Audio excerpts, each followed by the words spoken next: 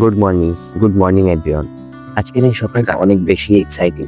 প্রতিটি মানুষের জীবনে এরকম একটি সকাল তারা অপেক্ষা করে। বিশেষ করে আমরা যারা শিক্ষা জীবন শেষ করেছি, প্রায় 16 থেকে 17 বছর পড়াশোনার পরে আমাদের জীবনে এই দিনটি আসে। কারো আগে আসে, কারো পরে আসে, কিন্তু প্রত্যেকে এই দিকে অপেক্ষায় থাকে। ঠিক সেরকম একটি দিন নিয়ে আজকে আপনাদের সামনে হাজির হয়েছে। চলুন শুরু করা যাক।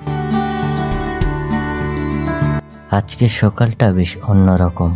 তড়িঘড়ি হয়ে নিজেকে রেডি করে বন্ধু বান্ধবের আসার অপেক্ষায় চায়ের আড্ডা দিতে দিতে নিজের সময় পার করা। প্রতিটি সময় জুড়ে নিজের মধ্যে এক উন্মাদনা কাজ করছিল। হাতে কালো গাউন নিয়ে অপলক দৃষ্টিতে তাকিয়ে থাকা দেখে মনে হচ্ছিল এখানে আসা প্রতিটি মানুষ যেন একই সাজে সেজেছে।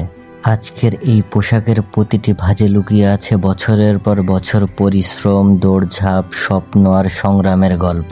এখানে আসা প্রতিটি মানুষই তার শিক্ষা জীবনে অসংখ্যবার হোঁচট খেয়েছে, নিজের উপর বিশ্বাস হারিয়ে ফেলেছে, তবুও থেমে থাকেনি। সংগ্রাম আর ধৈর্যের মধ্য দিয়ে সে আজ নিজেকে এখানে দাঁড় করিয়েছে। এই আয়োজন হয়তো কয়েক ঘন্টার জন্য, কিন্তু এখানকার প্রতিটি মুহূর্তই যেন ফ্রেমে বন্দি করে রাখার মতো ছিল।